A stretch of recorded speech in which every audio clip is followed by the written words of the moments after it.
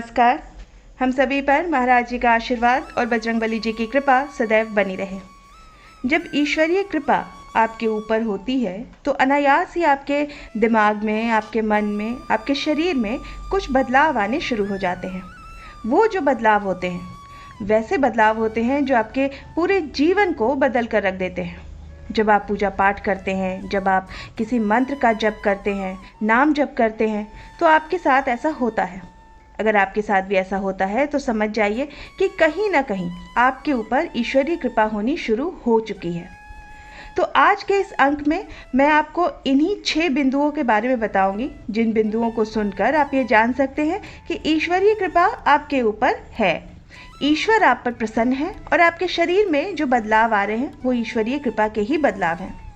ये जो बदलाव है ये आपके अंदर आते हैं तो आपका जो रास्ता होता है वो ईश्वर की तरफ खुल जाता है।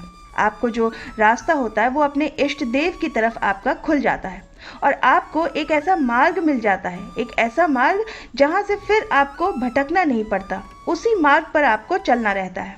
आपका दिमाग आपको स्वयं उन चीज़ों के बारे में बताना शुरू कर देता है जो उनसे जुड़ी होती हैं, जो उस परमात्मा से जुड़ी होती हैं। उस रास्ते पर ले जाना शुरू कर देता है जिस रास्ते पर जाकर आपको ईश्वरीय तत्व की प्राप्ति होती है। तो कौन कौन से वो बिंदु हैं मैं आपको बता देती हूँ। वीडियो को ध्यान से सुनिएगा ताकि बारीकी से एक एक चीज़ आपको समझ में आए। सबसे पहला बिंदु है, जब आप ईश्वर की, अपने इष्ट देव की पूजा पाठ करते हैं तो सबसे पहले आपके अंदर जो बदलाव आता है वो आता है कि आपको ऐसा लगने लगता है कि मैं ईश्वर के नाम का गुणगान करता ही रहूं, उनके नाम का बखान करता रहूं, उनकी महिमा का बखान करता रहूं। जिस भी देवता को आप मानते हैं उन देवता के प्रति वो प्रेम, वो श्रद्धा आपके अंदर आ जाती है कि आपका मन करता है कि सदा उन्हीं के नाम में मैं मगन रहूं, उन्हीं के नाम को मैं लेता रहूं, उनकी महिमा का गुणगान करता रहूं। आपकी आंखों के सामने आंखें बंद हो या आपकी आंखें खुली हो, वही आपको उनकी ही छवि हमेशा दिखाई देती है। आप जहाँ जा रहे हैं वहाँ पर भी आपको ऐसा ही दिखाई देता है कि आपके आसपास के मंदिर में वही इष्ट देव विराजमान है। आप भेदभाव करना भूल जाते हैं और हर जगह पर आपको वही इष्ट देव नजर आते हैं, आपको वही इष्ट देव सर्वोपरि लगने लगते हैं, सब कुछ आपके फिर वही हो जाते हैं। ये सबसे पहला बिंदु होता है जब ईश्वरीय कृपा आपके ऊपर बरस रही होती है।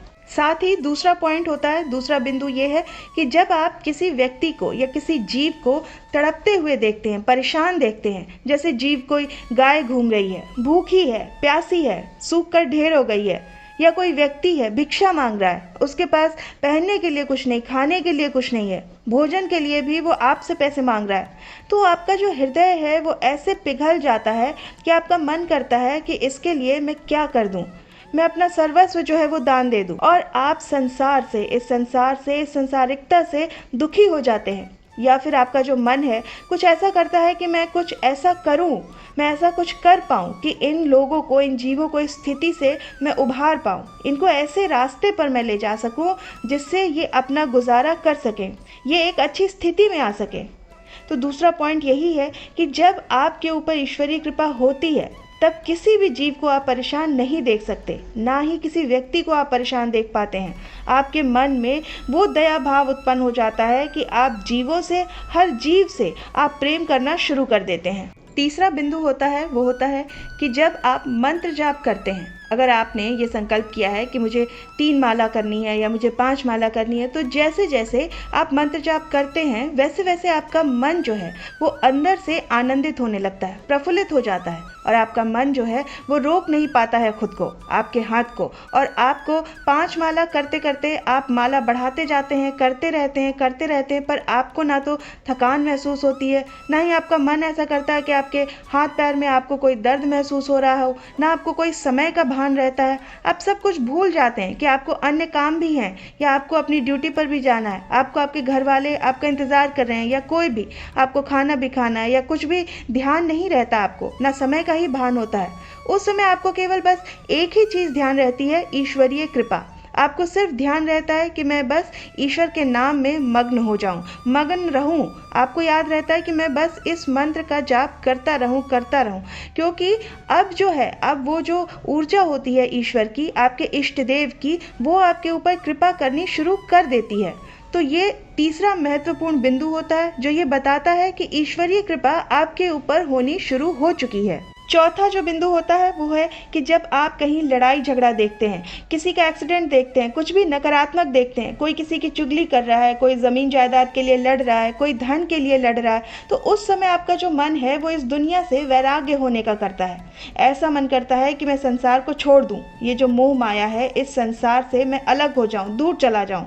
ये सभी लोग पता नहीं क्यों आपस में लड़ने मरने पर तुले हैं, आखिर क्यों ये लड़ाई झगड़े में फंसे हैं सब, जबकि ये जो संसार है वो तो केवल मोह माया है।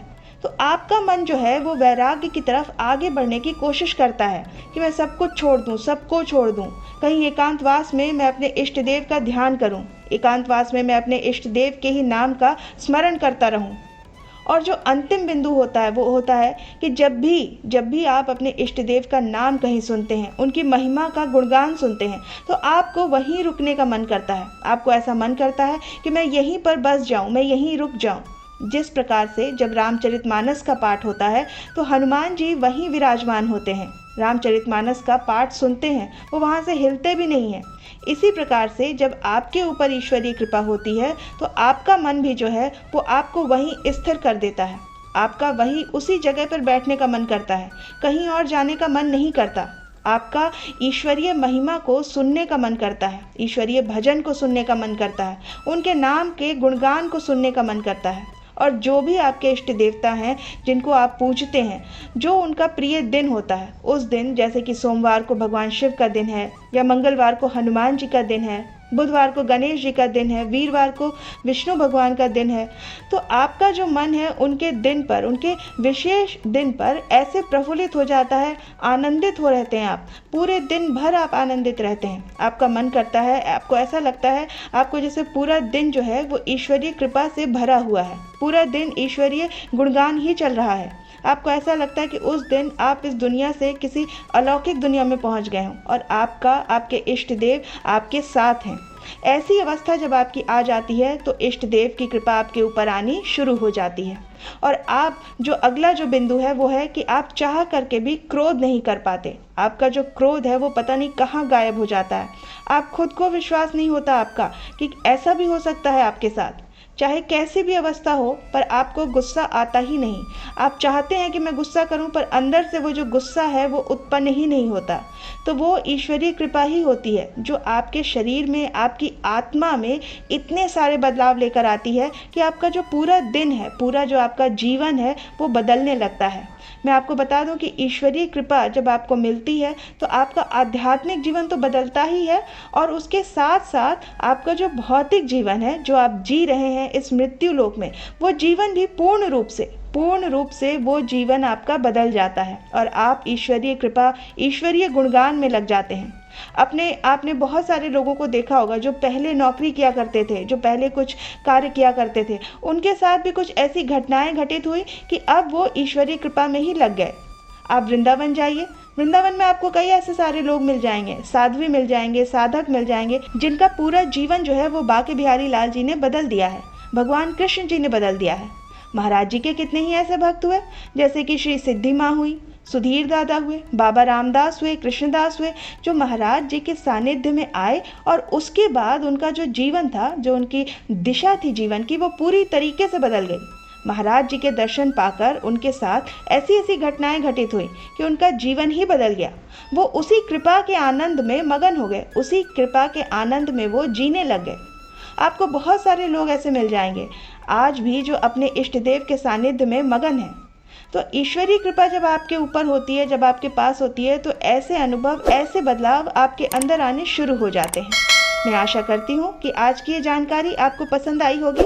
आप अपनी प्रतिक्रिया हमें कमेंट सेक्शन में लिखकर ज़रूर बताइएगा। इस अंक को हम यहीं विराम देते हैं। मिलते हैं आपसे अगले अंक में। तब तक के लिए जय श्री राम, जय बाबा की।